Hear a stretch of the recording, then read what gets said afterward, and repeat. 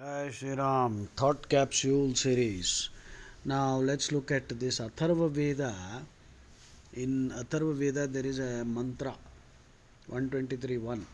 Naktam Jatasyo Vadhe Ramakrishne Asakti. So I don't really know what this means. Some people say this is a reference to some medicinal plant, but I am happy to notice the words Rama and Krishna there. Eh? Who really knows what these words really mean? So sometimes some people, some agnostics and some atheists and some Hindu baiters would like to ask, is Rama and Krishna mentioned? So you can tell them, yeah, here it is, they are mentioned. And anyway, Rama is mentioned in other places also.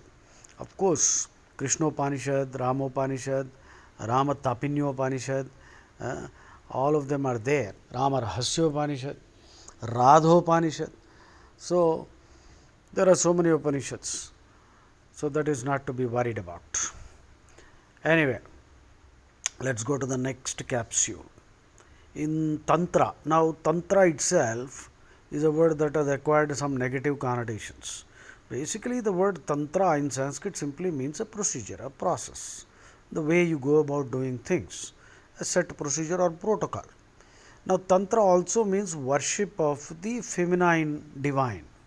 Uh, So, unfortunately, some tantrics are indulging in all kinds of weird practices which are rejected completely by Krishna in the Bhagavad Gita. Right.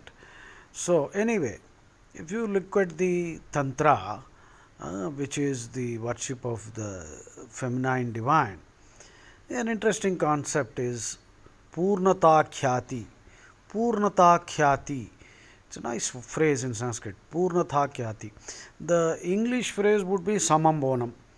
A good Christian will understand that phrase. Samam Bonam. Summum Bonum. You can use these phrases loosely too. The highest good. Samam Bonam means the highest good. Purnata Khyati. The highest end or the highest good. Well, how is that achievable? The Tantra says you must liquidate all your bonds and evolve from Jiva to Shiva. So, right now we are Shava, and once we wake up to the higher reality that we are not the body, then we become Shiva. So, this is an interesting concept from Tantra. Let's move on to the next capsule. Albert Einstein, one of my favorite role models. You see his quote, unthinking respect for authority is the greatest enemy of truth. Therefore, it is our bounden duty to question everyone. In the Bhagavad Gita, Arjuna questions Krishna several times. In fact, Arjuna asks 65 questions. Make a note. 65 questions.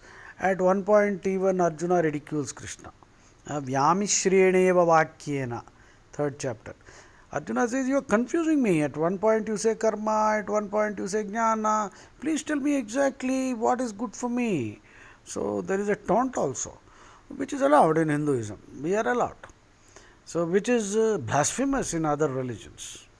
Finally, the last capsule. Work defines you. This is an insight I do not know from where I picked up, or perhaps it is my own. When you are not this ephemeral and perishable body, see, we are not this body, we are the Atma, and we acquire a body because of our karma. So, if you behave like a pig now, eat like a pig and behave like a pig, Krishna is very merciful. He will give you a pig's body so that you can fully enjoy pigdom. Your pigdom will be wonderful. So, that is the grace of Krishna. Now, again, the insight here is very simple. If we are not this body at all, now it doesn't make any difference whether you are an ascetic or a married man.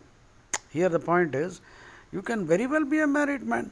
In fact, the grihastha is more important to society because he tries to feed his family and in the process earns money and feeds the rest of the varnas, rest of the sort of ashramas. The others in society survive because of the grihasthas. Therefore, everyone should marry. Jai Shri Ram.